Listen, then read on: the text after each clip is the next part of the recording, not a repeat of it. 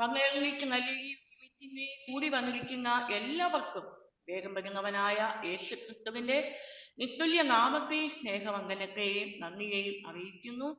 ഏവരെയും ആരാധനയിലേക്ക് യേശുവിന്റെ നാമത്തെ സ്വാഗതം ചെയ്യുകയാണ്.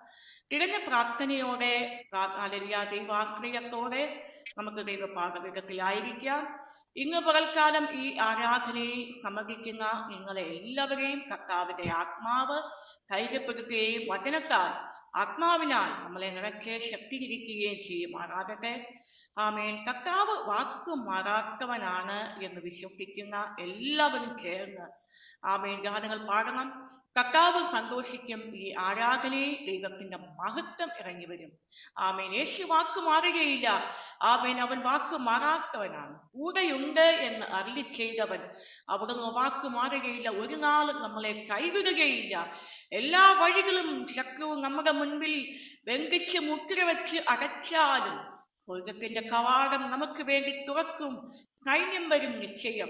അതുകൊണ്ട് നമുക്ക് ധൈര്യത്തോടെ പാടാം. വാക്കൊക്കെ ചെയ്തവൻ വിശ്വസ്തനായ ദൈവം ഇന്ന് നമ്മുടെ കൂടെയുണ്ട്. ആമേൻ. അതുകൊണ്ട് ധൈര്യത്തോടെ പ്രത്യാശയോടെ നമുക്ക് പാടി കർത്താവിന്റെ നാമത്തെ ഉയർത്താം. ദൈവം നമ്മെ ഈ ഗാനങ്ങളിലൂടെ നമ്മളെ ശക്തീകരിക്കുകയും ബലപ്പെടുത്തുകയും ചെയ്യട്ടെ. ഹല്ലേലൂയ.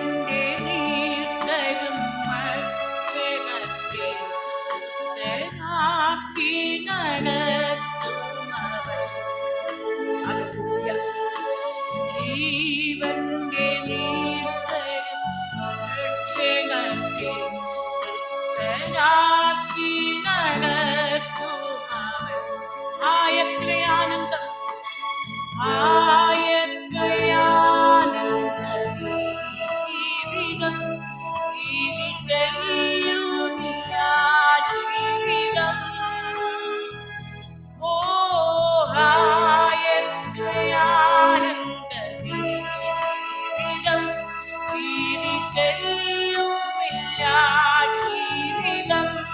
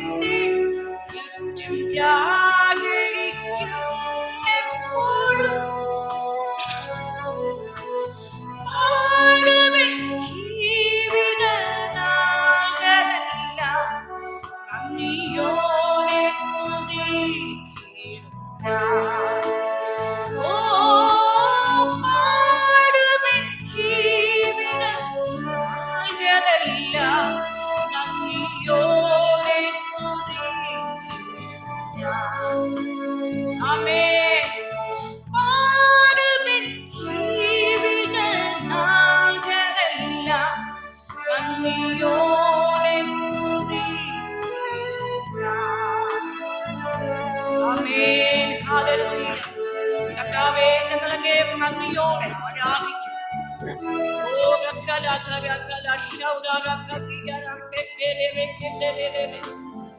നമ്മുടെ ആയുസ് തീരുന്നത് വരെ, നമ്മുടെ ശ്വാസം നിൽക്കുന്നത് വരെ കർത്താവിന് വേണ്ടി പാടണം. ആമേൻ. നമ്മുടെ പ്രതീക്ഷ, നമ്മുടെ ആഗ്രഹം അത് തന്നെയായിരിക്കും. ഹല്ലേലൂയ. ആമേൻ. തീരെ നമുക്ക് ആരാധിക്കുവാൻ കാരണമുണ്ട്. നമുക്ക് കൈകൊട്ടി പാടാൻ ഏറെ കാരണമുണ്ട്. അമ്മാമൻ ഹല്ലേലൂയ, ഹല്ലേലൂയ. അവൻ മറ്റൊന്നുമല്ല, നമ്മുടെ കർത്താവായ യേശുക്രിസ്തു ജീവിക്കുന്നത് കൊണ്ടാണ്. ഹല്ലേലൂയ. കാലുകൾ ഏറെക്കുറെ വഴുതിപ്പോയി, ഒരിക്കലും ഇനി ഉയരില്ല എന്ന് നിലച്ച വേളകളിൽ നമ്മുടെ നിലവുകളെ മാറ്റി എഴുതിയ കർത്താവുണ്ട്. നമ്മുടെ നിലവുകളെ എല്ലാം യേശു മാറ്റി എഴുതി. പിന്നെ കാൽ വഴുകുവാൻ ഇട വന്നില്ല. നമ്മുടെ കാൽ വഴുതി വീഴുവാൻ കർത്താവ് സമ്മതിക്കുകയില്ല. ആമേൻ. കാരണം എന്താ? കർത്താവിന്റെ കരം നമ്മളെ കാണുന്നത് കൊണ്ടാണ്. ഹല്ലേലൂയ. ആമേൻ. ഉറ്റവരും ഉടയവരും നമ്മളെ തള്ളിപ്പറഞ്ഞ് കുറ്റം മാത്രം പറഞ്ഞങ്ങ് രക്ഷിച്ചപ്പോഴും നമ്മളെ ഉയർത്തിയ കർത്താവിന്റെ കരമുണ്ട്. ആമേൻ. ഉന്നത വലിയാൽ കർത്താവ് നമ്മളെ വിളിച്ചു. ചോദിച്ചതൊന്നും ഉള്ളിൽ പോലും നമ്മൾ നനച്ചതല്ല, ദയ തോന്നി എന്റെ മേൽ ചൊരിഞ്ഞു. അതുകൊണ്ട് നമ്മുടെ ജീവിതം, നമ്മുടെ ആയുസ് കർത്താവിന് വേണ്ടി സമർപ്പിച്ച് ആമേൻ ഇനിയുള്ള കാലം ജീവിക്കുവാൻ കർത്താവ് കൃപ നൽകുമാറാകട്ടെ എന്ന പ്രാർത്ഥനയോടെ നമ്മൾ ഒരുമിച്ച് കൈകളടിച്ച് ആത്മനിറവിൽ ആത്മശക്തിയിൽ നാം കർത്താവിനെ പാടി ആരാധിക്കാൻ പോകുന്നു. ആരാധിക്കാൻ നമുക്ക് കാരണമുണ്ട്, കൈകൊട്ടി പാടാൻ ഏറെ കാരണമുണ്ട്. ഒരുമിച്ച് പാടാം. കർത്താവ് നമ്മെ സഹായിക്കുമാറാകട്ടെ. ഹല്ലേലൂയ.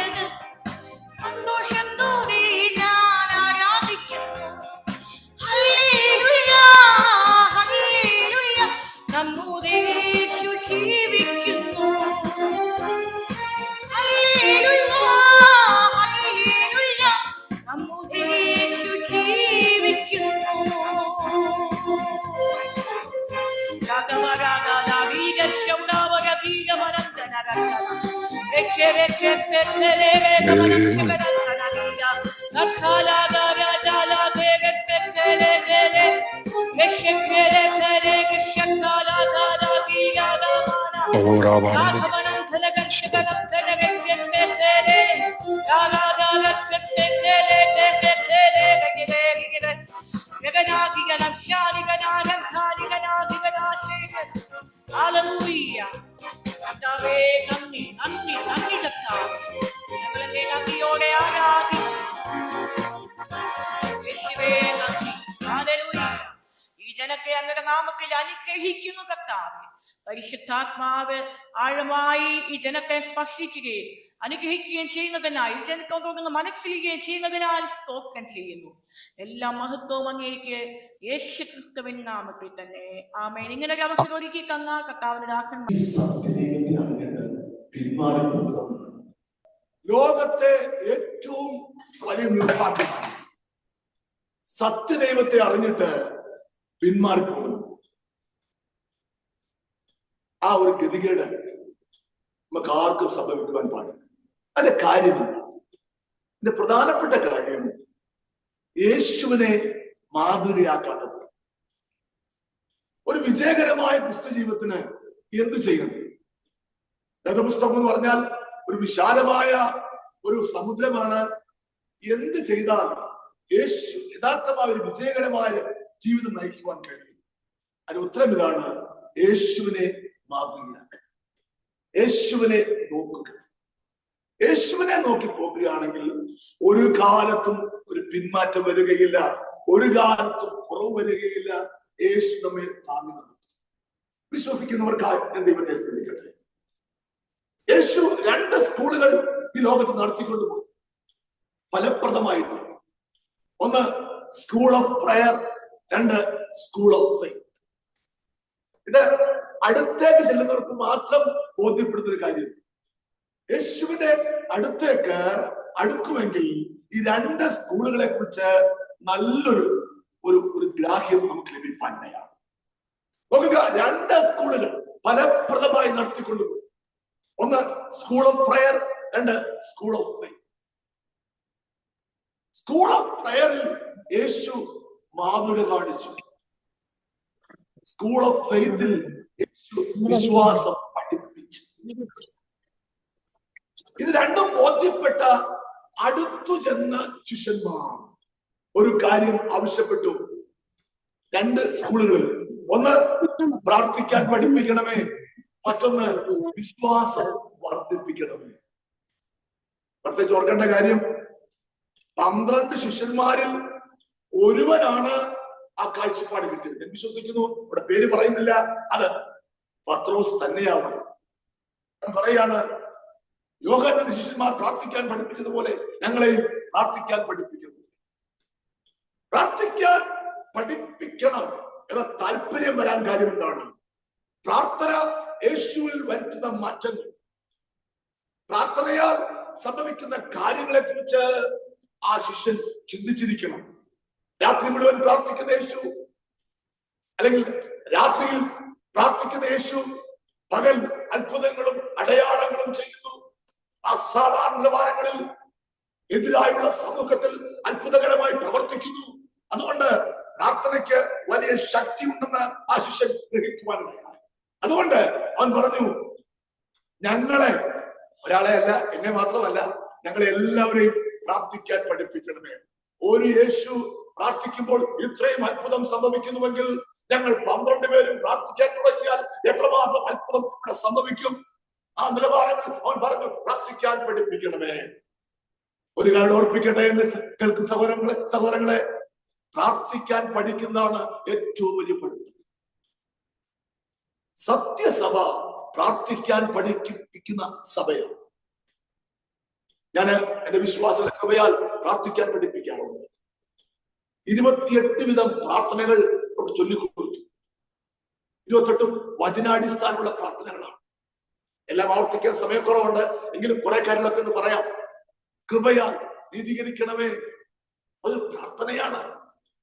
വിശ്വാസത്തെ വർദ്ധിപ്പിക്കണമേ, പ്രാർത്ഥിക്കാൻ പഠിപ്പിക്കണമേ, മുമ്പേ പോയി ദുർഘടങ്ങൾ നിരപ്പാക്കണമേ, വായ്ക്ക് ഒരു കാവൽ നിർത്തണമേ. മനുഷ്യകരങ്ങളിൽ ഏൽപ്പിക്കരുതേ. സ്വർഗത്തിലെ സകല ആത്മനുഗ്രഹത്താലും ഭൂമി അനുഗ്രഹിക്കണമേ. നല്ല ചില പ്രാർത്ഥന ആ വിഷയങ്ങൾ കിട്ടിക്കഴിഞ്ഞാല് നമുക്ക് ഉയരുവാൻ കഴിയും, പിടിച്ചു കയറുവാൻ കഴിയും.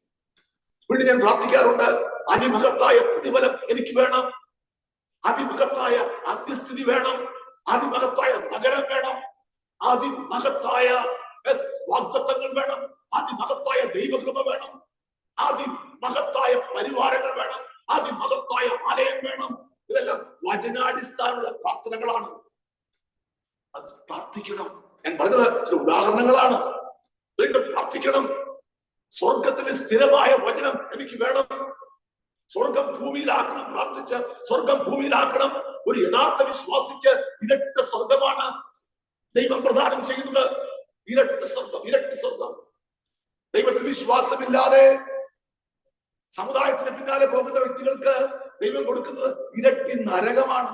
ഇവിടെയും നരകം, നരകത്തിലും നരകം. എന്നാൽ അതിന് വിപരീതമായിട്ട് സത്യമായി വിളിച്ചപേക്ഷിക്കുന്നവർക്ക് ദൈവം കൊടുക്കുന്നത് ഇരട്ടി സ്വർഗമാണ്. സ്വർഗം ഭൂമിയിൽ, ഇവിടെയും സ്വർഗം, സ്വർഗത്തിലും സ്വർഗം.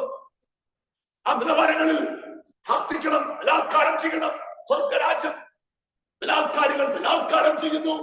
The violent man sees the heaven. സ്വർഗത്തിലെ സ്ഥിരമായ വചനം എനിക്ക് വേണം. സ്വർഗത്തിലെ ഉത്തമ സമ്പത്ത് എനിക്ക് വേണം. സ്വർഗത്തിലെ മല്ലന്മാരുടെ ഭോജനം എനിക്ക് വേണം. സ്വർഗത്തിലെ ദൂതന്മാരുടെ സഹായം എനിക്ക് വേണം.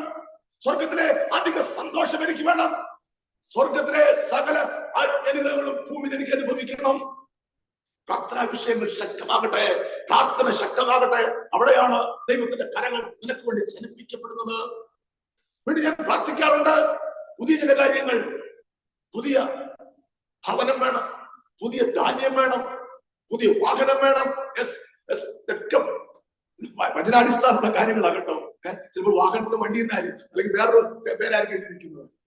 പുതിയ ഹല്ലേലൂയ, പുതിയ പാട്ട് വേണം, പുതിയ എണ്ണ വേണം, പുതിയ പ്രകാരം വേണം, പുതിയ തളിക വേണം, പുതിയ ആകാശം, പുതിയ ഭൂമി വേണം, പുതിയ ദയ വേണം, പുതിയ പേര് വേണം, പുതിയ മെതിവണ്ടി വേണം, പല്ലേറിയതും പുതിയ മൂർച്ചകളുള്ള മെതിവണ്ടി, പുതിയ പുതിയ ഹൃദയം വേണം, പുതിയ ആത്മാക്കളെ വേണം.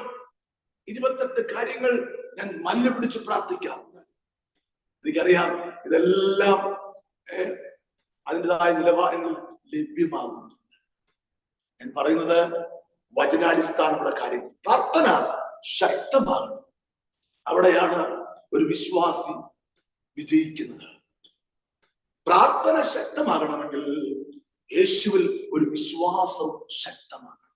ഞാൻ പറയാറുണ്ട്, ആതുര കവിയുന്നൊരു വിശ്വാസം, ഒരു ബലാത്കാര വിശ്വാസം, അത് നമ്മുടെ അകത്തുണ്ടാകും. യേശു ഒരു ഓവർ കോൺഫിഡൻസ് പ്രാർത്ഥനയിൽ നമുക്ക് ലഭിക്കണം.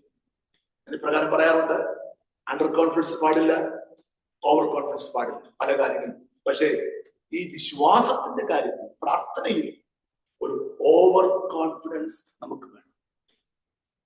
അതൊരു കവിയുന്ന വിശ്വാസം.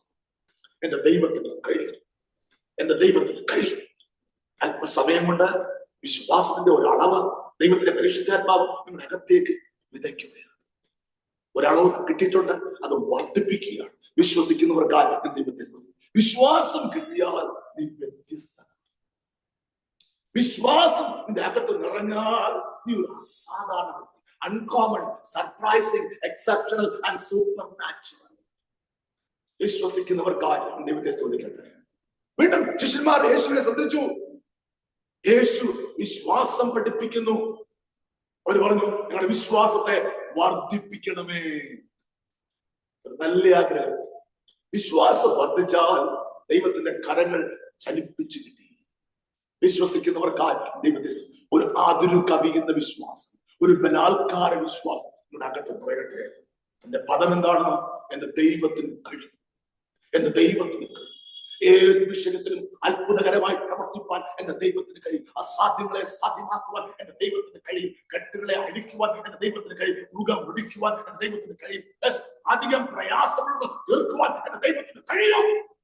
ദുർഘടങ്ങളെ നിരപ്പാക്കുവാൻ എന്റെ ദൈവത്തിന് കഴിയും. വളഞ്ഞത് ചൊവ്വാക്കുവാൻ ദൈവത്തിന് കഴിയും. നാമാവിശേഷമായി പോയതിനെ പ്രശംസാവിഷയമാക്കുവാൻ എന്റെ ദൈവത്തിന് കഴിയും. ഉടഞ്ഞു പോയതിനെ ഉടച്ചു വാർക്കുവാൻ എന്റെ ദൈവത്തിന് കഴിയും. നഷ്ടപ്പെട്ടതിനെ നേടിയെടുക്കുവാൻ എന്റെ ദൈവത്തിന് കഴിയും. യെസ്, അലങ്കോലമായി പോയതിനെ അലങ്കാരമാക്കുവാൻ എന്റെ ദൈവത്തിന് കഴിയും. ഈ ഒരു ബലാത്കാര വിശ്വാസത്തിലേക്ക് ഞാനും ഉയർന്നു വരണം. ഇങ്ങനെയുള്ളൊരു വിശ്വാസം അകത്ത് ബലപ്പെടാത്തത് കൊണ്ടാണ് പലപ്പോഴും പിന്മാറ്റങ്ങൾ നമുക്ക് സംഭവിക്കുന്നത്.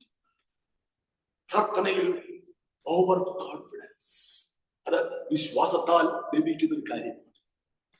മക്കളെ, 3 കാര്യങ്ങൾ നമ്മൾ ഉരുവാക്കിയെടുക്കണം.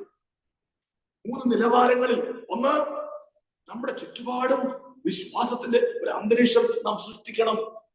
വ്യക്തിപരമായിട്ട് ശ്രദ്ധിച്ചു കേൾക്ക്. വിശ്വാസത്തിന്റെ ഒരു പാഠം ഞാൻ പറയുകയാണ്. നമുക്ക് ചുറ്റും വിശ്വാസത്തിന്റെ ഒരു അന്തരീക്ഷം നാം സൃഷ്ടിക്കണം. അതെങ്ങനെയാണ്? വിശ്വാസ വാക്കുകൾ നെഗറ്റീവ് പറയരുത്, നഷ്ടവും പറയരുത്, പരാജയം പറയരുത്, തകർച്ച പറയരുത്. ഞാൻ അധരങ്ങളുടെ ഫലം സൃഷ്ടിക്കും. നിന്റെ അധരം എന്ത് പറയുന്നു അത് സൃഷ്ടിക്കപ്പെടുകയാണ്. കാര്യം നീ ദൈവത്തിന്റെ മകനാണ്. ദൈവത്തിന്റെ വാക്കുകൾക്ക് സൃഷ്ടിപ്പിന് അധികാരമുണ്ടെങ്കിൽ, നീ മകനാണെങ്കിൽ നിന്റെയും വാക്കുകൾക്ക് സൃഷ്ടിപ്പിന് അധികാരമുണ്ട്. ഇതാണ് നിന്റെ പദവിയെ കുറിച്ചുള്ള അവബോധം. വാക്കുകൾക്ക് അധികാരമുണ്ട്. അതുകൊണ്ട് നെഗറ്റീവ് പറയരുത്, വിശ്വാസം മാത്രം പറയണം. ദൈവത്തിന് കഴിയുക. അങ്ങനെ ഒരു വിശ്വാസത്തിന്റെ അന്തരീക്ഷം ചുറ്റുപാടും സൃഷ്ടിക്കണം. വിശ്വാസം എഴുതണം, വിശ്വാസം കേൾക്കണം, അവിശ്വാസം കേൾക്കരുത്. വിശ്വാസം എഴുതണം, വിശ്വാസം കാണണം. TV പ്രോഗ്രാമിലൂടെ വിശ്വാസം കാണണം. നഷ്ടവും പ്രസംഗിക്കുന്നവന്റെ വാക്ക് കേൾക്കരുത്. നീയും നിലവാരം കുറഞ്ഞവനായി പോകും, താഴേക്ക് പോകും. ദൈവത്തിലുള്ള വിശ്വാസം പകരുന്നവന്റെ നൽകുന്നവന്റെ വാക്കുകൾ കേൾക്കണം.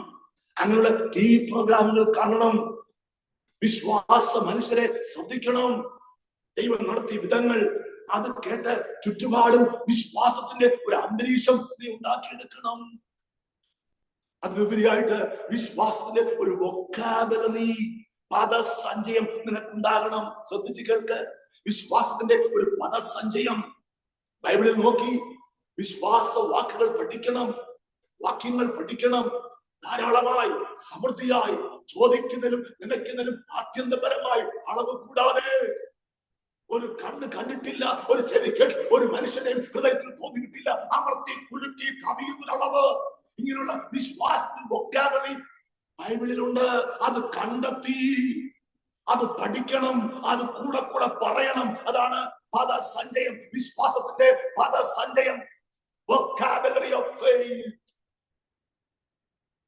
1. 2, നിന്റെ വീട്ടിൽ വിശ്വാസത്തിന്റെ ഒരു അന്തരീക്ഷം സൃഷ്ടിക്കണം. ഇത് പറയാൻ കാരണം എന്താണ്? വിശ്വാസത്തിന്റെ അന്തരീക്ഷം ഉള്ളിടത്തെ യേശുവിന് പ്രവൃത്തിയുള്ളൂ. ശ്രദ്ധിച്ച് കേൾക്ക്. എന്നെ കേൾക്കുന്ന സഹോദര സഹോദരി, വിശ്വാസത്തിന്റെ അന്തരീക്ഷം നിന്റെ വീട്ടിലില്ലെങ്കിൽ യേശുവിന് അവിടെ പ്രവൃത്തിയില്ല. വിശ്വാസത്തിന്റെ അന്തരീക്ഷം നിന്റെ വ്യക്തിപരമായ ജീവിതത്തിൽ ഇല്ലെങ്കിൽ യേശുവിന് അവിടെ പ്രവൃത്തിയില്ല. വിശ്വാസത്തിന്റെ അന്തരീക്ഷം നിന്റെ സഭയിൽ ഇല്ലെങ്കിൽ യേശുവിന് അവിടെ പ്രവൃത്തിയില്ല. ഇത് വ്യക്തമായി വേദപുസ്തകം പഠിപ്പിക്കുന്ന കാര്യമാണ്. യേശു പിതൃ നഗരത്തിലെത്തി. അവിടെ ആർക്കും വിശ്വാസമില്ല. അവർ ചോദിക്കും, ഈ വേണം അങ്ങറിയാം, കൊച്ചുനാളുകൾ ഇവിടെ നടന്ന എനിക്കറിയാം. തച്ചന്റെ മകൻ എനിക്കറിയാം, തച്ചന്റെ മകൻ. അവർ നിസ്സാരമായി കണ്ടു യേശുവിനെ. ഇവരുടെ സഹോദരങ്ങൾ നമുക്കൊപ്പമില്ല. കഴിഞ്ഞ ദിവസം മാർക്കറ്റിൽ സഹോദരന്മാരെ ഞാൻ കണ്ടല്ലേ, ഇങ്ങനെ നിസ്സാരമായി കണ്ടു. അവിടെ വലിയ വീര്യപ്രവർത്തികളൊന്നും ചെയ്യുവാൻ, അത്ഭുതങ്ങളും അടയാളങ്ങളും ചെയ്യുവാൻ യേശുവിന് പോലും കഴിഞ്ഞില്ല. ദൈവത്തിന്റെ ഏകജാതനായ പുത്രൻ പോലും അവിടെ ഞെരുക്കപ്പെടുകയാണ്. ആര് മനസ്സിലാക്കുന്നു ഈ സത്യം? നോക്കുക, അവിടെ ഏതാനും ചില രോഗികളെ സൗഖ്യമാക്കി. കാര്യം എന്താണ്? അവർക്ക് ആ സാഹചര്യത്തിന് അതീതമായൊരു വിശ്വാസം യേശുവിൽ ഉണ്ടായിരുന്നു. അവർ വ്യത്യസ്തരായിരുന്നു. അതുകൊണ്ട് ഏതാനും പേരെ യേശു സൗഖ്യം നൽകി. എന്നാൽ അവിടെ വലിയ അത്ഭുതങ്ങൾ ചെയ്യാൻ യേശുവിന് കഴിഞ്ഞില്ല. കാര്യം എന്താണ്? വിശ്വാസത്തിന്റെ അന്തരീക്ഷം അവിടെ ഇല്ല. ഇത് വളരെ അടിസ്ഥാനപരമായിട്ട് ഒരു വിശ്വാസി മനസ്സിലാക്കേണ്ട കാര്യമാണ്. ഞാൻ ചോദിക്കട്ടെ, നിനക്ക് ചുറ്റും വിശ്വാസത്തിന്റെ ഒരു അന്തരീക്ഷമുണ്ടോ? ഉണ്ടോ? നീ പോകുന്ന ആലയത്തിൽ വിശ്വാസത്തിന്റെ അന്തരീക്ഷമുണ്ടോ? നിന്റെ വീട്ടിൽ വിശ്വാസത്തിന്റെ അന്തരീക്ഷമുണ്ടോ? ഇത് വളരെ പ്രധാനപ്പെട്ട കാര്യമാണ്. വിശ്വാസത്തിന്റെ അന്തരീക്ഷം നിന്റെ വീട്ടിൽ വരണമെങ്കിൽ നീ വിശ്വാസ വാക്കുകൾ വീട്ടിൽ പറയണം. അഭിപ്രായ വ്യത്യാസങ്ങൾ വരുമ്പോൾ വെറുതെ നെഗറ്റീവ് വിളിച്ചു കൂവരുത്. എന്നെ കൊണ്ടേ പറയൂ, നാശം പിടിക്കാൻ ഈ വീട്ടിൽ വന്നേ എന്ന് പറയരുത്. പറയണം, എന്റെ ദുഃഖം സന്തോഷമാകും, എന്റെ വിലാപം നൃത്തമാകും, എന്റെ ഹൃദയം പിടച്ച് വികസിക്കും, ഞാൻ കുട്ടിവെക്കും, പച്ച പിടിക്കും, ദേവദാനം പോലെ വളരും, പന പോലെ തഴയ്ക്കും. യേശുവിന്റെ അധികാരമുള്ള നാമത്തിൽ എന്റെ ദുഃഖത്തിന് ആയുസില്ല, എന്റെ പ്രയാസങ്ങൾക്ക് പ്രതികൂലങ്ങൾക്ക് ആയുസില്ല. വരും ദിവസങ്ങൾ അത്ഭുത വഴികൾ എനിക്ക് വേണ്ടി മാത്രമായി തുറക്കപ്പെടും. ഇങ്ങനെ പറഞ്ഞ് നിന്റെ വീട്ടിൽ വിശ്വാസത്തിന്റെ ഒരു അന്തരീക്ഷം സൃഷ്ടിക്കണം.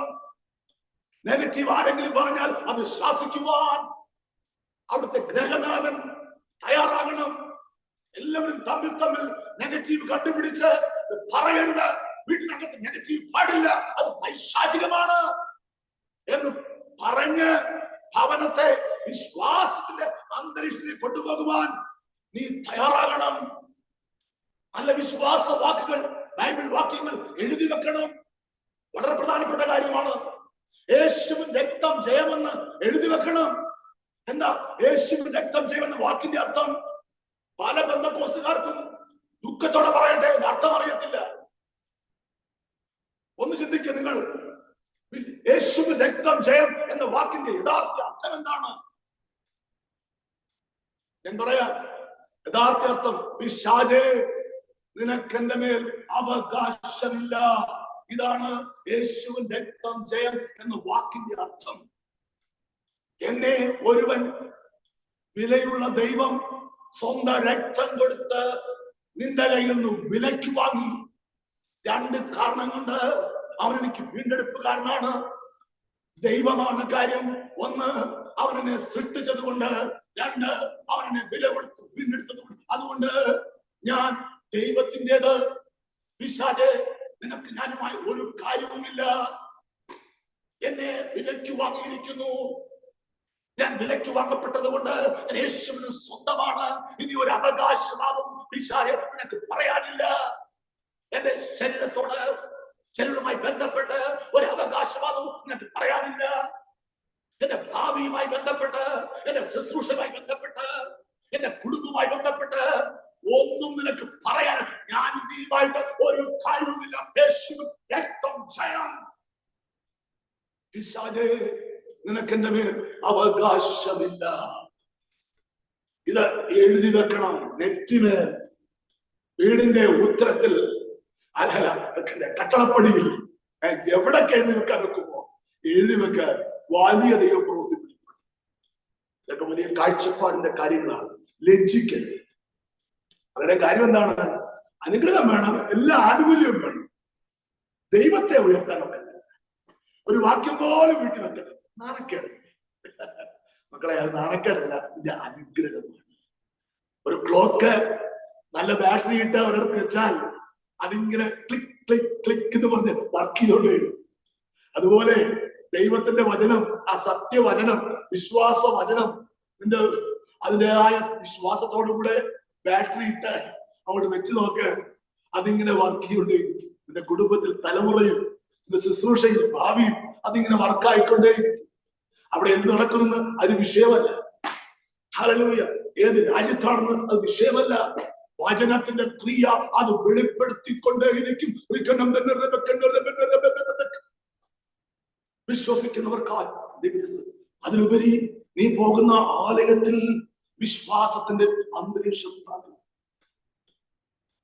മക്കളെ, എന്റെ ആലയത്തിൽ മരണമില്ല, സത്യാലയത്തിൽ കാര്യം പറയുക, രോഗമില്ല, കൊറോണ ഇല്ല. കാര്യം എന്താണ്? എന്റെ മിടുക്ക് കൊണ്ടാണോ, എന്റെ വിദ്യാഭ്യാസം കൊണ്ടാണോ? ലോകത്തിന് ഡോക്ടറെ ഒന്നും പേടിയില്ല. മീശ പിരിച്ചു കാണിച്ചാൽ ലോകം ഓടത്തില്ല. പിശാചിന് മീശയൊന്നും വലിയ കാര്യമല്ല. വിശ്വാസത്തിന്റെ അന്തരീക്ഷം എന്റെ ആലയത്തിലുണ്ട്, സത്യാലയത്തിലുണ്ട്. നീ പോകുന്ന ആലയത്തിൽ വിശ്വാസത്തിന്റെ അന്തരീക്ഷമുണ്ടോ? നീ പറയും നമ്മുടെ പാസ്റ്ററല്ലേ ഉണ്ടാക്കേണ്ടത്, ഞാനാണോ ഉണ്ടാക്കേണ്ടത്? അല്ല, നീയാണ് വിശ്വാസത്തിന്റെ അന്തരീക്ഷം നിന്റെ ആലയത്തിൽ ഉണ്ടാക്കേണ്ടത്. പാസ്റ്റർക്കും അതിനകത്ത് പ്രവൃത്തിയുണ്ട്, ഇല്ലെന്ന് ഞാൻ പറയുന്നില്ല. പക്ഷേ അതിലുപരിയായിട്ട് വിശ്വാസി എന്ത് ചെയ്യണം? വിശ്വാസത്തിന്റെ അന്തരീക്ഷം ആലയത്തിൽ ഉണ്ടാക്കണം. എങ്ങനെ? ദൈവത്തിന്റെ വലിപ്പം പറഞ്ഞ്, പോസിറ്റീവായി സംസാരിച്ച്, വചനം സംസാരിച്ച്, വിശ്വാസ വാക്കുകൾ പറഞ്ഞ്, തമ്മിൽ തമ്മിൽ പ്രബോധിപ്പിച്ച്. ഈ പ്രബോധനം എന്ന് പറഞ്ഞാലേ അതിന്റെ യഥാർത്ഥ അർത്ഥം ബലപ്പെടുത്തുന്ന നിലവാരങ്ങളാണ്. അല്ലാതെ വചനം മാത്രം പറയുക, വചനം ഒരുപാട് ലോഗോസ് പറയുന്നത്. ഒരാളെ ഒന്ന് ബലപ്പെടുത്തിയെടുക്കുന്ന പരിപാടിക്കാണ് ഈ പ്രബോധനം എന്ന് പറയുന്നത്, കുത്തുന്നതിനല്ല. ഈ അറിവ് നമുക്ക് പണ്ടുണ്ടായിരുന്നില്ല. പലപ്പോഴും ഇങ്ങനെയൊക്കെ ചിന്തിച്ചു, പ്രബോധനം എന്ന് പറഞ്ഞാൽ കുത്തി പ്രസംഗിക്കുന്നതിനാണ്. അല്ല, ഒരാളെ വിശ്വാസത്തിൽ ബലപ്പെടുത്തുന്ന നിലവാരങ്ങൾ. ഒരാൾ രോഗത്താൽ ഭാരപ്പെടുകയാണ്, പറയരുത് ഇന്നാർക്കും ഈ രോഗം വന്നു തട്ടിപ്പോയി, അവന്റെ ജീവിതം പോയി, അവൻ കേൾക്കുന്നവന്റെ വിശ്വാസവും പോയി, അവൻ അന്ന് തട്ടി. ഇല്ല, നമ്മുടെ ദൈവത്തിന് ഇതൊക്കെ നിസ്സാരമാണ്. നമ്മുടെ ദൈവത്തിന് കഴിയാത്ത വല്ല കാര്യമുണ്ടോ? ഇങ്ങനൊക്കെ പരസ്പരം പറയുമ്പോൾ നാം അറിയാതെ നമ്മുടെ ആലയത്തിൽ നാം ഒരു അന്തരീക്ഷം സൃഷ്ടിക്കുകയാണ്. വിശ്വാസത്തിന്റെ അന്തരീക്ഷം. അവിടേക്ക് മടങ്ങി വരാം. ഒരു ആലയത്തെ ആലയമാക്കുന്ന ഒരുപാട് കാര്യങ്ങളൊക്കെ ഉണ്ട് കേട്ടോ. ഒന്ന്, വിശ്വാസത്തിന്റെ അന്തരീക്ഷം. രണ്ട്, ദൈവസ്നേഹത്തിന്റെ കൊടി. മൂന്ന്, അഭിഷേകത്തിന്റെ പുതപ്പ്. നാല്, സത്യവചനങ്ങൾ. അഞ്ച്, കർത്താവിന്റെ മേശ. ആറ്, സ്വർഗത്തിലെ ഇഷ്ടം അതേപോലെ ഭൂമിയിൽ. എന്താ സ്വർഗത്തിന് ഇഷ്ടം? എന്താണ്? കമ്മിറ്റി മീറ്റിംഗ് ആണോ? മറ്റെന്തെങ്കിലും കാര്യമാണോ? അല്ല, ആരാധന. അത് അതേ നിലവാരത്തിൽ ഭൂമിയിൽ എത്തിക്കണം. അവിടെ പറഞ്ഞ വാക്കുകൾ യോഹന്നാൻ വിളിച്ചു പറഞ്ഞു, അറുക്കപ്പെട്ട കുഞ്ഞാട് ശക്തിയും ധനവും ജ്ഞാനവും ബലവും ബഹുമാനവും മഹത്വവും സ്തോത്രവും ലഭിപ്പാൻ യോഗ്യൻ. അത് അതേ നിലവാരങ്ങളിൽ ആലയത്തിൽ എത്തിക്കണം. സൈന്യങ്ങൾ യഹോവ പരിശുദ്ധൻ പരിശുദ്ധൻ പരിശുദ്ധൻ. രണ്ടുകൊണ്ട് മുഖം മൂടി, രണ്ടുകൊണ്ട് പാദം മൂടി, രണ്ടുകൊണ്ട് പറന്നുകൊണ്ട് സാറാപ്പുകൾ പറയുന്നു. അതേ നിലവാരങ്ങളിൽ ആരാധന ഭൂമിയിൽ എത്തിക്കണം. ഇങ്ങനെയൊക്കെ ചെയ്യുമ്പോൾ പോലെ സത്യമായി സുവിശേഷീകരണത്തിന് വില കൊടുക്കണം, ആത്മാക്കളെ നേടണം. ഇങ്ങനെയുള്ള നിലവാരങ്ങൾ സഭ ഉയർന്നു വരുമ്പോഴാണ് ഒരു സത്യസഭയായി അത് മാറുന്നത്. ഞാൻ പറഞ്ഞല്ലോ, വിശ്വാസത്തിന്റെ അന്തരീക്ഷം നീ ആയിട്ട് സഭയിൽ ഉണ്ടാക്കണം. വിശ്വാസ വാക്ക് പറഞ്ഞു, ദൈവത്തിന്റെ വലിപ്പം പറഞ്ഞു പറയണം. അത്യുന്നതനായ ദൈവം, തേജോമയനായ ദൈവം, സർവശക്തിയുള്ള ദൈവം, ഇല്ലാത്തതിനെ ഉള്ളതിനെ പോലെ വിളിച്ചു വരുത്തും. എല്ലാ വാഴ്ചയ്ക്കും അധികാരത്തിനും തലയായ ദൈവം, സകലത്തിനും തലവനായിരിക്കുന്ന ഏത് മനുഷ്യനെ പ്രകാശിപ്പിക്കുന്ന സത്യ വെളിച്ചം സമ്പത്തുണ്ടാക്കുവാൻ ശക്തി തരുന്ന വിധിമാൻ കുലുങ്ങി പോകുവാൻ ഒരു നാളും സമ്മതിക്കരുത്. ആലോചനയിൽ വലിയവൻ, പ്രവൃത്തിയിൽ ശക്തിമാനുമായ ദൈവം, ഈ ദൈവം എന്റെ ദൈവം, ഈ ദൈവത്തിൽ ഞാൻ വിശ്വസിക്കുന്നു.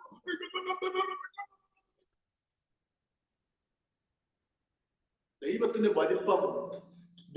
വലിപ്പം പഠിക്കണം. ഞാൻ ചോദിക്കാറുണ്ട് പലപ്പോഴും, പല സഭകളും പ്രസംഗിക്കാൻ പോകും, ഒരു 10 ദൈവത്തിന്റെ വലിപ്പം പറയാൻ കഴിയുമോ? ദാവീദിന്റെ വലിപ്പമല്ല, പൗലോസിന്റെയും പത്രോസിന്റെയും വലിപ്പമല്ല, ദൈവത്തിന്റെ വലിപ്പം, യേശു കർത്താവിന്റെ വലിപ്പം. 7 നക്ഷത്രം വലങ്കയിൽ പിടിച്ചവൻ, 7 നിലവിളക്കുള്ള നടുവിൽ നടക്കുന്നവൻ, നിലയങ്കി ധരിച്ചവൻ, മാറത്ത പൊൻകച്ച കെട്ടിയവൻ, വെള്ളോട്ടിന് സദൃശമായ കാലുള്ളവൻ, സൂര്യൻ ശക്തിയുടെ പ്രകാശത്തിന് മുഖമുള്ളവൻ, വായുവിന് ഊർച്ചേറിയ ഇരുവായിട്ടുള്ള പാൽ പുറപ്പെടുന്നവൻ, മരിച്ചവനായിരുന്നു ജീവിക്കുന്നവൻ, മരണത്തിന്റെയും പാതാളത്തിന്റെയും താക്കോൽ കയ്യിലുള്ളവൻ, ആരും അടയ്ക്കവൻ തുറക്കുന്നവൻ, ആരും തുറക്കവൻ അടയ്ക്കുന്നവൻ, ശക്തിയും ധനവും ജ്ഞാനവും ധനവും ബഹുമാനവും മഹത്വവും സ്തോത്രവും ലഭിപ്പാൻ ഈ ദൈവം എന്റെ ദൈവം, ഈ ദൈവത്തിൽ ഞാൻ വിശ്വസിക്കുന്നു. ദൈവത്തിന്റെ വലിപ്പം പഠിക്കുക ഒരാളെ വലിയ വിശ്വാസം അകത്തേക്ക്. 3 കാര്യങ്ങൾ നീ ചെയ്യണം. ഒന്ന്, വ്യക്തിപരമായി നിനക്ക് ചുറ്റും വിശ്വാസത്തിന്റെ ഒരു അന്തരീക്ഷം ഉണ്ടാക്കണം. 2, നിന്റെ ഭവനത്തിൽ വിശ്വാസത്തിന്റെ അന്തരീക്ഷം ഉണ്ടാക്കണം. 3, നീ പോകുന്ന സഭയിൽ നീ ആയിട്ട് വിശ്വാസത്തിന്റെ അന്തരീക്ഷം ഉണ്ടാക്കണം. തർക്കങ്ങളും വാദങ്ങളും എല്ലാം നെഗറ്റീവാണ്. ഒരു പ്രയാസം വരുമ്പോൾ പാസ്റ്റർ കൊലക്കി പിടിക്കുന്നത് നെഗറ്റീവാണ്. ഇതെല്ലാം നെഗറ്റീവ്, ഇതെല്ലാം പുറത്താക്കണം. B positive. ദൈവത്തെ സ്നേഹിക്കുന്നവർക്ക്, നിർണയപ്രകാരം വിളിക്കപ്പെട്ടവർക്ക് സകലതും നന്മയ്ക്കായി കൂടി വ്യാപരിക്കുന്നു. ദൈവം അറിയാതെ ഒന്നും സംഭവിക്കുന്നില്ല. ആകയാൽ ദൈവം എനിക്ക് തുണ. മനുഷ്യൻ എന്നോട് എന്ത് ചെയ്യാൻ കഴിയും? യഹോവ എന്റെ ജീവന്റെ ബലം. ഞാൻ കൃതാർത്ഥനാകും. ഞാൻ അനുഗ്രഹിക്കപ്പെട്ട വ്യക്തിയാണ്. ഞാൻ മകനാണ്, അവകാശിയാണ്. വാഴ്ചകളും അധികാരങ്ങളും എന്റെ കാലിന്റെ കീഴിലാണ്. രാജാക്കന്മാർ എന്റെ പോറ്റപ്പന്മാരും രാജ്യങ്ങൾ എന്റെ പോറ്റപ്പന്മാരുമായിട്ട് അവർ എന്നെ മുൻകൂട്ടി മടക്കി എന്റെ കാലിലെ പൊടി വെക്കും. മക്കളെ, അനുഭവങ്ങളോട് ഞാൻ പറഞ്ഞോട്ടെ. അതിനെ കളിയാക്കാറുണ്ട്. ഓ, ആ ഒരു ഭാഷ എപ്പം നോക്കിയാലും വിശ്വാസം വിശ്വാസം വിശ്വാസം ഇതേ പ്രസംഗിക്കാറുണ്ട്. മക്കളെ, ഇതല്ലേ ഏറ്റവും വലിയ കാര്യം. ഇത് കിട്ടിയാൽ രക്ഷപ്പെട്ടില്ല. എന്നൊരു പരമാർത്ഥം പറയണ്ടേ. ഇന്ന് കാണുന്ന ആത്മീയഗോളത്തിൽ ദൈവികമായ അനുഗ്രഹം പ്രാപിക്കുന്നവർ വളരെ കുറവാണ്. ഇത് ചിന്തനീയമായ ഒരു കാര്യം.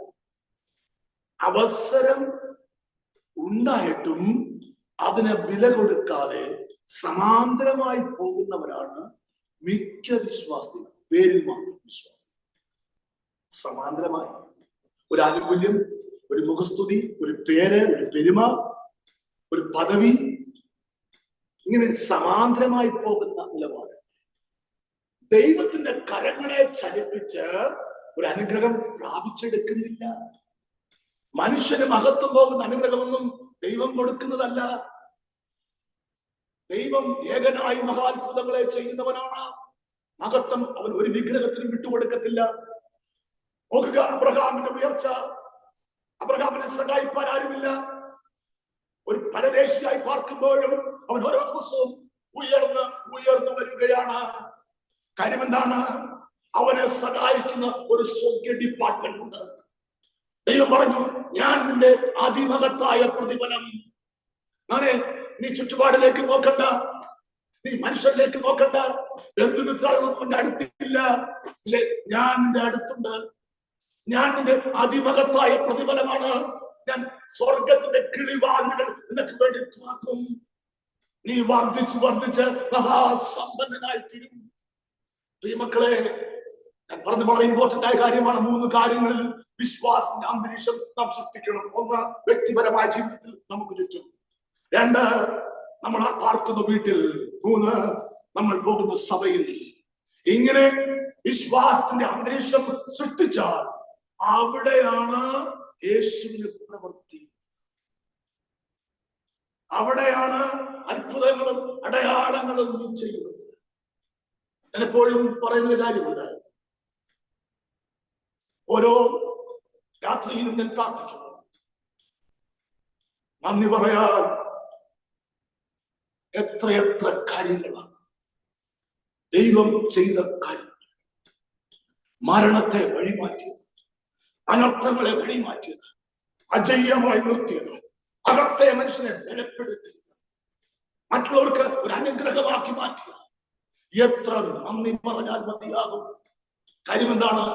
ജീവിതം ദൈവ പ്രവൃത്തിയാൽ നിബിഡമാണ്. അറിയാത്ത വഴികൾ. ഞാൻ ചുരുക്കി പറയാൻ ഒരു അനുഭവം. സമയമുണ്ടെന്ന് എനിക്കറിയത്തില്ല. കൊല്ലം പട്ടണത്തിൽ ഞാൻ പറഞ്ഞല്ലോ, ഞാൻ വിശ്വാസ വാക്കുകൾ ഞാൻ വിളിച്ചു പറയാറുണ്ട്. അതുപോലെ എനിക്ക് സംഭവിക്കാറുണ്ട്. ഞാൻ പറഞ്ഞു, സമുദ്രത്തിലെ ധനം എന്റെ അടുക്കൽ. ചുരുക്കി പറയാം, ആത്മീയ വിഷയത്തിൽ ദൈവകാര്യങ്ങൾക്ക് ഉപയോഗിക്കുവാൻ നോക്കണം. ബ്രിട്ടീഷ് പെട്രോളിയത്തിൽ നിന്ന് സാമ്പത്തികമായ സഹായം ഒരു വിധത്തിലും ചിന്തിക്കുവാൻ ഒരു അവസരവുമില്ല. ഇൻക്രെഡിബിൾ. British petroleum. കാര്യം ഞാൻ പറഞ്ഞ വിശ്വാസവാക്ക്, സമുദ്രത്തിലെ ധനം എന്റെ അടുക്കൽ ചേരും. ഒരു പൊട്ടനെ പോലെ, ഒരു പോഷനെ പോലെ ഞാൻ വിളിച്ചു പറഞ്ഞ വിശ്വാസവാക്ക് അത് അതുപോലെ സംഭവിച്ചു. എന്നെ കേൾക്കുന്ന സഹോദര സഹോദരി, ഒരു പരമാർത്ഥം ഞാൻ വിളിച്ചു പറയട്ടെ. നിനക്ക് ഇന്നു മുതൽ മാറി മാറി വരാം. നിനക്ക് ഇന്നു മുതൽ ഗ്രാഫ് ഉയരങ്ങളിലേക്കാക്കാം. നിനക്ക് ഇന്നു മുതൽ ഉയരങ്ങളിൽ പറക്കാം. നീ പറഞ്ഞു തുടങ്ങ വിശ്വാസത്തിന്റെ വാക്കുകൾ. സമുദ്രത്തിലെ ധനം എന്റെ അടുക്കൽ ചേരും. എന്റെ യൗവനം കഴുകനെ പോലെ പുതുകി വരും. എന്റെ വായിക്ക് നന്മകളുടെ തൃപ്തി വരും. എന്റെ ഹൃദയം പിടച്ച് വികസിക്കും. ഞാൻ കുത്തിവെക്കും, പച്ച പിടിക്കും, ദേവദാരു പോലെ പടരും. രോഗങ്ങളെ എന്റെ ദൈവം അകറ്റിക്കളയും. രക്തം ജയം, അടിപ്പിടകളാൽ സൗഖ്യം വന്നിരിക്കുന്നു. എനിക്ക് അങ്ങോട്ട് പറയാൻ തുടങ്ങിയാണ്ടല്ലോ, അതിന്റെ പ്രവൃത്തി ഓരോ ദിവസവും വെളിപ്പെട്ടു. വീണ്ടും ഞാൻ പറഞ്ഞു, പട്ടണത്തിൽ ഞാൻ അനുഗ്രഹം പ്രാപിക്കും. മക്കളെ, പട്ടണ മധ്യത്തിൽ ദൈവം സഭയ്ക്കായിട്ട് ഒരു സ്ഥലം എടുക്കുവാൻ തയ്യാറായി. കോടികൾ വിലയുള്ള സ്ഥലം. ചിന്തിക്കാൻ പോലും കഴിയാത്ത കാര്യം. അത്ഭുതകരമായിട്ട്, അതിശയകരമായിട്ട് കർത്താവ് ചെയ്യാൻ തയ്യാറായി. ഞാൻ ഓർക്കുന്നുണ്ട്, ആ വസ്തു വാങ്ങാൻ വേണ്ടി പ്രാർത്ഥിച്ച് മുമ്പോട്ട് പോയി. ആ വസ്തുവിന്റെ മുമ്പിൽ ഇരുന്ന് രാത്രികാലങ്ങളിൽ പോയി പ്രാർത്ഥിച്ചു. ഒരു കള്ളനെ പോലെ ആ വസ്തുവിന്റെ ഗേറ്റ് കടന്ന് വാക്ക് പറഞ്ഞ ശേഷമാണ് കേട്ടോ, വെറുതെ അല്ല. ഒരു വാക്ക് സംസാരിച്ചു. ആ ഡീലിംഗ് ആയ ശേഷമാണ്. അഡ്വാൻസ് കൊടുത്ത ശേഷം അവിടെ പോയി ഈ അഡ്വാൻസ് കൊടുക്കാതെ പൈസ കറിയില്ല. ആരും ഒരു ഓഫർ തന്നിട്ടില്ല. അവിടെ പോയി പ്രാർത്ഥിച്ചു. ഒരു കോഴി മുട്ടമേ അടയിരിക്കും. ഒരു നല്ല ആഗ്രഹത്തിന് വേണ്ടി, വല്ലാതെയുള്ള യാചനയല്ല, ഒരു പ്രാർത്ഥിക്കാൻ തുടങ്ങി. ഒരു കോഴി മുട്ടമേൽ അടയിരിക്കുന്നത് എത്ര ദിവസം എന്ന് എണ്ണിയിട്ടാണ്. ഞാൻ ഇരുന്നത് 1-ാം ദിവസം, ഇന്ന് 3-ാം ദിവസം, 4-ാം ദിവസം, ഇങ്ങനെ എണ്ണ. അതിനാണ് കഴിവതില്ല. ഇന്ന് ചൊവ്വാഴ്ച, ഇന്ന് ബുധനാഴ്ച, അതൊന്നും അതറിയത്തില്ല. അതിരിക്കുന്നത് മുട്ട വിരിയും വരെയാണ്. അതാണ് അവന്റെ പ്രത്യേകത. ആൾക്കാർ ചോദിക്കും, ഹലോ മിസ്റ്റർ കോഴി, നീ കുറെ നാൾ കൊണ്ടിരിക്കുന്നല്ലോ, എത്ര നാൾ ഇരിക്കും? അല്ല ഡേറ്റ് വല്ല നിനക്ക് അറിയാമോ? ഒന്നും അറിയാം. ഒരു കാര്യം എനിക്കറിയാം, ഈ മുട്ട വിരിയും. അന്ന് വരെ ഈ മുട്ടമേൽ ഞാൻ ചൂട് കൊടുത്തുകൊണ്ടേയിരിക്കും. മുട്ട വിരിയുമ്പോൾ ഞാൻ എഴുന്നേൽക്കും. അടയിരിക്കുന്ന വിശ്വാസം. ഒരു വർഷം പ്രാർത്ഥിച്ചു, മറുപടി കിട്ടിയില്ല. ഇത് വേണ്ട, ഇത് കത്താൻ ഇഷ്ടമുള്ള കാര്യം ഇല്ല. മക്കളെ, അടയിരിക്കും. എല്ലാ നല്ല കാര്യങ്ങളും നിനക്ക് ലഭ്യമാക്കുന്ന കാര്യത്തിൽ നിന്നേക്കാൾ ഇഷ്ടം ദൈവത്തിനാണ്. നിന്നെ കുറിച്ച് നീ വിചാരപ്പെടുന്നതിനേക്കാൾ അധികമായി വിചാരപ്പെടുന്ന ഒരു ദൈവമുണ്ട്. അടയിരിക്കണം, വിരിയും വരെ അടയിരിക്കണം. പ്രാർത്ഥിച്ചു. തക്ക സമയത്ത് അറിയാത്ത വഴികൾ തുറന്നു. ഞാൻ പറയട്ടെ, അത് വാങ്ങാൻ എഴുതുന്ന ദിവസം ശത്രു പ്ലാൻ തയ്യാറാക്കുകയാണ്. ഇത് വാങ്ങരുത്. ശത്രു വേറെ ആരുമല്ല, കൂടപ്പിറപ്പ് എന്ന് പറയുന്നു. അല്ലെങ്കിൽ എന്താണ്, സഹവിശ്വാസികളായി മുമ്പ് കണ്ടിരുന്ന പലരും അവർക്ക് അസൂയ. പറയാണ്, അവന്റെ ബാങ്ക് അക്കൗണ്ടിൽ പൈസയില്ല, അതുകൊണ്ട് അവസാന പൈസ വരെ നിങ്ങളുടെ കയ്യിൽ വരും വരെ ഒപ്പിടരുത്. മക്കളെ, കളിച്ച കാര്യമാണോ? കോടി രൂപ വേണം. പക്ഷേ തക്ക സമയത്ത് ദൈവം അത്ഭുത വഴികളെത്തും. ഒരു മനുഷ്യനെ അവിടെ ദൈവം ഒരുക്കി. അദ്ദേഹം പറയാണ്, ബാക്കി എത്ര വേണം? 31 ലക്ഷം കൂടെ വേണമെങ്കിൽ ബാക്കി, എന്നാലേ ഒരു ഒപ്പിടത്തും എന്റെ അക്കൗണ്ടിൽ നിൽക്കും. അങ്ങനെ പറയത്തക്ക നിലവാരങ്ങളിൽ ദൈവം വ്യക്തികളെ ഒരുക്കി. എന്ത് കണ്ടിട്ടാ? ഞാൻ തിരികെ കൊടുക്കുന്നുള്ള വല്ല വിശ്വാസം അവർക്കുണ്ടോ? പ്രത്യേകിച്ച് ഒരു പോലീസ് ഉദ്യോഗസ്ഥനാണ്, പറ്റിക്കുമോ ചതിക്കുമോ എന്തെല്ലാം ചിന്ത വരാ. കൃപയാൽ അതെല്ലാം തിരികെ കൊടുക്കുവാൻ കർത്താവ് പ്രവർത്തിക്കും. ഒരു പൈസ പോലും കൊടുക്കാൻ. ഞാൻ പറഞ്ഞ ചില കടങ്ങൾ, അത് പറഞ്ഞ കടങ്ങളുണ്ട്, ശരിയാണ്, അത് ആ കടങ്ങൾ അതിന് സമയത്ത് കിട്ടിക്കോളും. പക്ഷെ ഈ മകൻ 31 ലക്ഷം രൂപയും തിരിച്ചു കൊടുക്കുവാൻ പറഞ്ഞത്. ഭാരങ്ങളുടെ നടുവിൽ, എതിരുകളുടെ നടുവിൽ, അസൂയക്കാരുടെ നടുവിൽ ദൈവം അത്ഭുതകരങ്ങൾ ചലിപ്പിക്കുവാൻ. എന്നും ഭാരമണിഞ്ഞവന് എന്നെ കാണുമ്പോൾ മുഖമാണ്, അവൻ അപഹാസ്യം. ഞാൻ പറഞ്ഞത്, മക്കളെ, നീ പ്രാർത്ഥിക്കുമെങ്കിൽ, വിശ്വാസ വാക്ക് പറയുമെങ്കിൽ, അസാധാരണ ദൈവപ്രവൃത്തി നിനക്ക് വേണ്ടി മാത്രമായി വെളിപ്പെടും. ഒന്നിനെ കുറിച്ചും വിചാരപ്പെടരുത്. അവൻ ഭാര്യയാണ്, ഇവൻ ഭാര്യയാണ്, എന്റെ ബന്ധുക്കൾ പറയും, ഇതെല്ലാം നിനക്കിതൊന്നും വിഷയമല്ല. നിന്നെ യേശത്തില്ല. നിനക്ക് വേണ്ടി വഴി തുറക്കുന്ന ഒരു ദൈവമുണ്ട്. അതിന്റെ പേരാണ് അത്ഭുത വഴി. വിശ്വസിക്കുന്നവർക്കാണ് ദൈവം. ചില കാര്യം പറഞ്ഞോട്ടെ. എങ്ങനെയാണ് വിശ്വാസം വർദ്ധിപ്പിക്കുന്നത്? എങ്ങനെയാണ്? ഒന്ന്, വിശ്വാസത്തെ ഉപയോഗിക്കണം.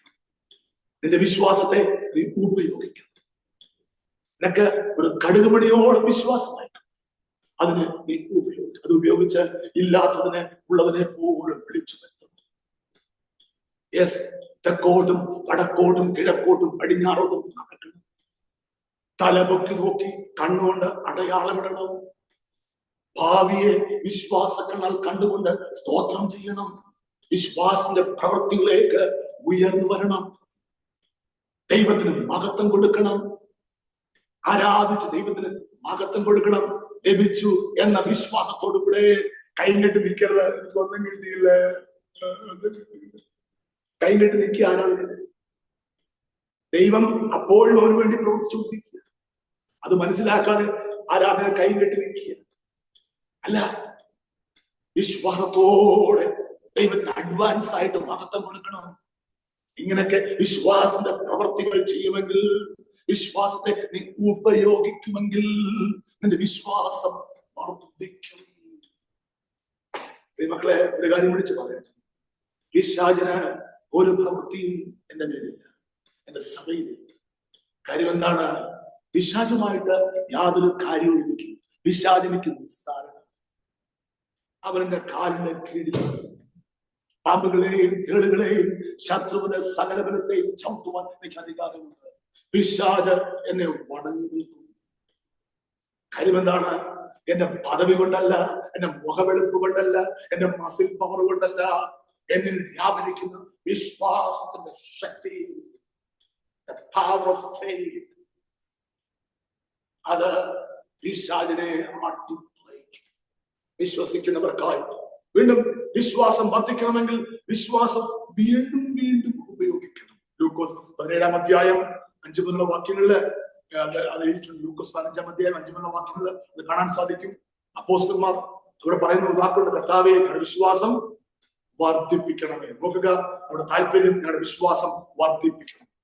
അപ്പോൾ അടുത്ത വാക്യം, 6-ാമത്തെ വാക്യം പ്രകാരം പറയുന്നു, നിങ്ങൾക്ക് കടുകുമണിയോളം വിശ്വാസം ഉണ്ടെങ്കിൽ ഈ കാട്ടത്തിയോട് വേരോട് പറഞ്ഞ് കടൽ നട്ടുപോക എന്ന് പറഞ്ഞാൽ അത് നിങ്ങളെ അനുസരിക്കും. ഒരു ചെറിയ വിശ്വാസം മതി, പക്ഷെ അതിനെ ഫലപ്രദമായി ഉപയോഗിക്കണം. 7-ാമത്തെ വാക്യം പറഞ്ഞു, നിങ്ങൾ ആർക്കെങ്കിലും ഒഴുകുകയോ നയിക്കുകയോ ചെയ്യുന്ന ഒരു ദാസൻ ഉണ്ടാന്നിരിക്കട്ടെ, അവൻ വയലിൽ വരുമ്പോൾ നീ ക്ഷണത്തിൽ വന്ന് ഓടി നിൽക്കുക എന്നോട് പറയുമോ? അടുത്ത, അല്ല, എനിക്ക് അത്താഴം എടുക്കുക, ഞാൻ തിന്നുകുടിച്ച് തിരുവോളം അരകെട്ടി എനിക്ക് ശുശ്രൂഷ ചെയ്യുക, പിന്നെ നീ വന്ന് തിന്നുകുടിച്ചു കൊള്ളുക എന്ന് പറയുകയില്ലയോ? നോക്കുക, വിശ്വാസം വീണ്ടും വീണ്ടും ഉപയോഗിക്കണം. വിശ്വാസം നിനക്ക് ദാസനും, ഹല്ലേലൂയ, യെസ്, നീ യജമാനനുമാകണം. ഒരാമൻ പറഞ്ഞാട്ട്, വിശ്വാസം നിനക്ക് ദാസനാകണം, നീ യജമാനനാകണം. ദാസന്റെ മേൽ യജമാൻ അധികാരമുള്ളതുപോലെ വിശ്വാസത്തെ ഉപയോഗിക്കുന്ന അധികാരത്തിലേക്ക് നീ ഉയർന്നു വരണം. വിശ്വസിക്കുന്നവർക്കായി ദൈവത്തെ സ്തുതിക്കട്ടെ. വീണ്ടും വായിക്കുന്നു, വിശ്വാസം വർദ്ധിക്കണമെങ്കിൽ വ്യക്തതയോടെ ഉപയോഗിക്കണം. ആറാമത്തെ വാക്യം വായിച്ചു. ആറാമത്തെ വാക്യം, കടുകുമണിയോളം വിശ്വാസം ഉണ്ടെങ്കിൽ ഈ കാട്ടത്തിയോട് വേരോട് പറഞ്ഞ് കടൽ നട്ടുപോക എന്ന് പറഞ്ഞാൽ, എന്ന് ചിന്തിച്ചാലല്ല, എന്ന് അനുമാനിച്ചാലല്ല, പറയണം. നിരവധി പ്രാവശ്യം പറയുവാൻ ലഭിച്ചു. അതുപോലെ സംഭവിച്ചിട്ടുണ്ട്. ഒരു പ്രധാനപ്പെട്ട കാര്യം, ഈ ഇവിടുത്തെ ആലയത്തിന് പണി നടക്കുമ്പോഴ് പെട്ടെന്ന് ഒരു മെറ്റീരിയൽ തീർന്നു. അപ്പം മേശിരി പറഞ്ഞു, സാറേ മെറ്റീരിയൽ തീർന്നു.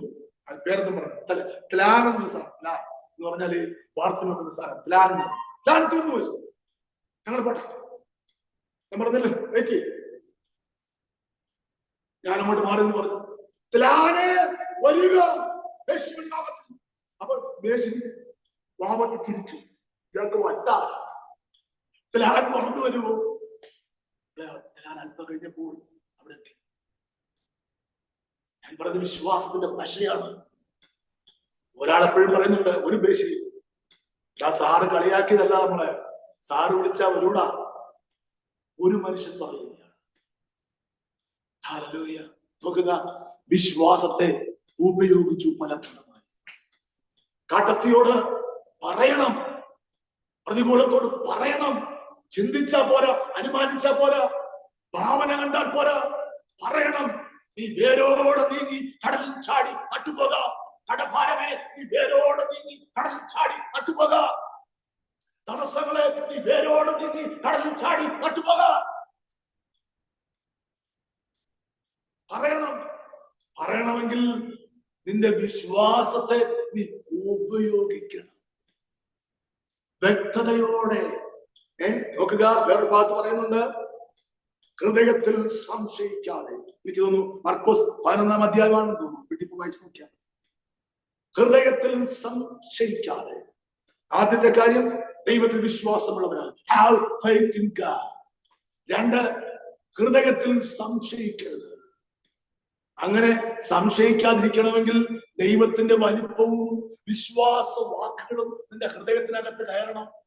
എന്നാലേ ഹൃദയത്തിൽ സംശയം വരാതിരിക്കൂ. 3, നീ പറയുന്നത് സംഭവിക്കും എന്ന് വിശ്വസിച്ചുകൊണ്ട്. ഞാൻ പറഞ്ഞ വാക്കല്ല, യേശു പറഞ്ഞ വാക്കാണ്. Have faith in God. ദൈവത്തിൽ വിശ്വാസമുള്ളവരാകുക, ഹൃദയത്തിൽ സംശയിക്കാതിരിക്കുക. നീ പറയുന്നത് സംഭവിക്കും എന്ന് വിശ്വസിക്കുക. നീ പറയുന്നത് സംഭവിക്കും. വിശ്വാസം പറഞ്ഞാൽ വിശ്വാസം സംഭവിക്കും. അവിശ്വാസം പറഞ്ഞാൽ അവിശ്വാസം സംഭവിക്കും.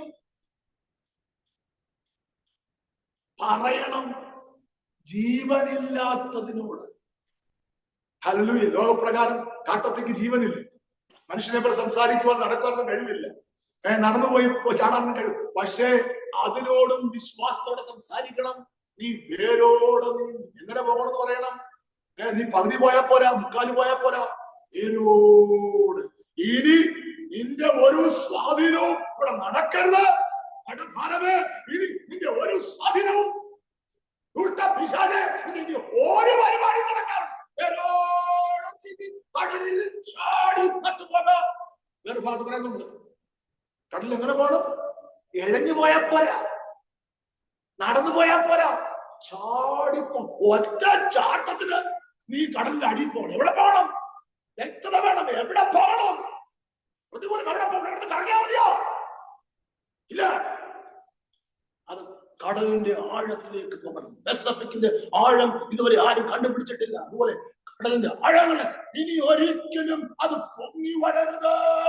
ആ നിലവാരങ്ങൾ വിശ്വാസത്തെ ഉപയോഗിക്കണം. 10 മണിക്ക് മീറ്റിംഗ് പറയുണ്ടല്ലോ, അതിൽ പ്രസംഗിക്കേണ്ടതാണ്. ഞാൻ വാക്കുകൾ അവസാനിപ്പിക്കും. വിശ്വാസം അത് വലിയ കടലാണ്.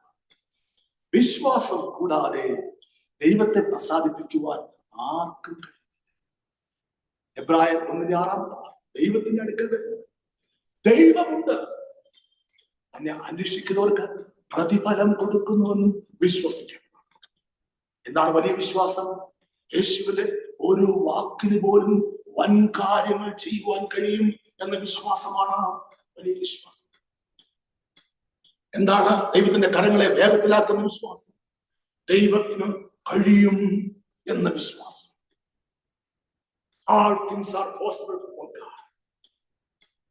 ദൈവത്തിന് കഴിയും. അബ്ബാ പിതാവേ, നിനക്കെല്ലാം കഴിയും. ഇതാണ് യേശുവിന്റെ അകത്തുണ്ടായിരുന്ന വിശ്വാസം. അത് അവസാന നാളിൽ പുറപ്പെട്ടു വന്നു. യേശു പറഞ്ഞു, അബ്ബാ പിതാവേ, നിനക്കെല്ലാം കഴിയും. അബ്ബാ father, all things are possible for you. നിന്റെ അകത്ത് ബലപ്രദമായ വിശ്വാസം, ബലവത്തായ വിശ്വാസം. നീ ഒരു അസാധാരണ. ഒരുപാട് കാര്യം പറയാൻ. ഈ ചെറുപ്രായത്തിൽ 40 രാജ്യങ്ങളിലേക്ക് എത്ര വട്ടം ലോകത്തെ ചുറ്റി സഞ്ചരിച്ചു. അമേരിക്കയിൽ 10 പ്രാവശ്യം വരാൻ കണ്ടാൽ ഒരു മെറ്റീരിയൽ ബ്ലെസ്സിങ്സ് അതല്ല, അതിലൊരു വിശ്വാസത്താൽ എന്നെ സഹായിക്കാൻ ദൈവം മാത്രമേ ഉണ്ടായിരുന്നു. അറിയാത്ത വഴികൾ, കോടികളുടെ കാര്യമാണ് കർത്താവ് ഇതുവരെ. പക്ഷേ കൃപയാണ്. ഫെയ്ത്ത്ഫുൾ ആയിരിക്കാൻ കർത്താവ് കൃപയാണ്. കഴിവെല്ലാം എടുക്കല്ല, കൃപയാണ്. ഇനി എത്ര വാതിലുകൾ തുറക്കപ്പെടാം, എത്ര വാതിലുകൾ. എന്തുകൊണ്ട്? ദൈവത്തിൽ വിശ്വാസം. നിങ്ങൾ ചോദിക്കും, പാസ്റ്റർ ബാങ്കിലൊക്കെ ഒരുപാട് പൈസ കിടപ്പുണ്ടോ? മക്കളെ, ഇന്നത്തെ കൂലി കൊടുക്കാൻ പോലും പൈസ ഇല്ല. പക്ഷെ തക്ക സമയത്ത് സ്വർഗത്തിന്റെ കിളിവാതിൽ തുറക്കും. ഇന്ന് പണിക്ക് നിൽക്കുന്നവർക്ക് കൊടുക്കാൻ പൈസ ഇല്ല. പക്ഷെ ഒട്ടും പ്രയാസമില്ല, ആശ്ചര്യമില്ല, ഭയമില്ല. തക്ക സമയത്ത് സ്വർഗത്തിന്റെ കിളിവാതിൽ തുറക്കും. അത്ഭുത വഴി. എന്റെ കയ്യിൽ പണമിരിക്കുന്നതും ദൈവത്തിന്റെ കയ്യിൽ പണമിരിക്കുന്നതും ഒരുപോലെ. ഞാൻ പറഞ്ഞ വിശ്വാസത്തിന്റെ അനുഭവമാണ്. വിശ്വാസ മനുഷ്യൻ ഒരു അസാധാരണ വ്യക്തിത്വം. അവനെ കണ്ടാൽ അവനെ അനുഗ്രഹിച്ചു, നീര് അനുഗ്രഹം. അതാണ് അബ്രഹാമിനുള്ള ദൈവത്തിന്റെ വാഗ്ദത്തം. നിന്നെ അനുഗ്രഹിക്കുന്നവർ അനുഗ്രഹിക്കുന്നു, നിന്നെ ശപിക്കുന്നവർ ശപിക്കുന്നു. വാക്കുകൾ അവസാനിപ്പിക്കുന്നു. ഇത്രയും സമയം എന്നെ കേട്ട വിശ്വാസമുണ്ട്.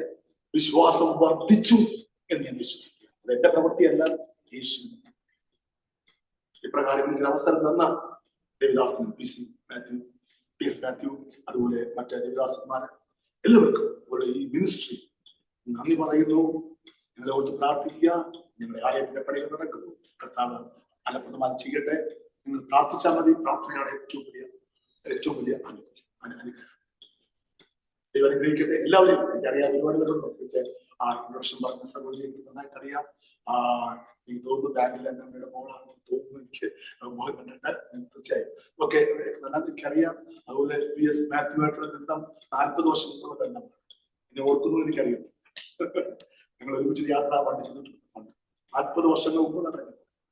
ദൈവം അനുഗ്രഹിക്കട്ടെ, മാനിക്കട്ടെ എല്ലാവരെയും. കർത്താവ് അനുഗ്രഹിക്കട്ടെ. അതേപോലെ ഒരുപാട് പേര് പറയാറുണ്ട്. എല്ലാവരെയും കർത്താവ് അനുഗ്രഹിക്കട്ടെ, മാനിക്കട്ടെ. വിശ്വാസം വർദ്ധിച്ചു. നിങ്ങൾ നേരിൽ കണ്ട് സംസാരിക്കാൻ കർത്താവ് അവസരങ്ങളെ ഒരുക്കട്ടെ. ഇപ്രകാരം സമയം ഒരുക്കി കർത്താവിനെ എല്ലാം നമുക്ക് വർദ്ധിക്കുന്നു. God bless.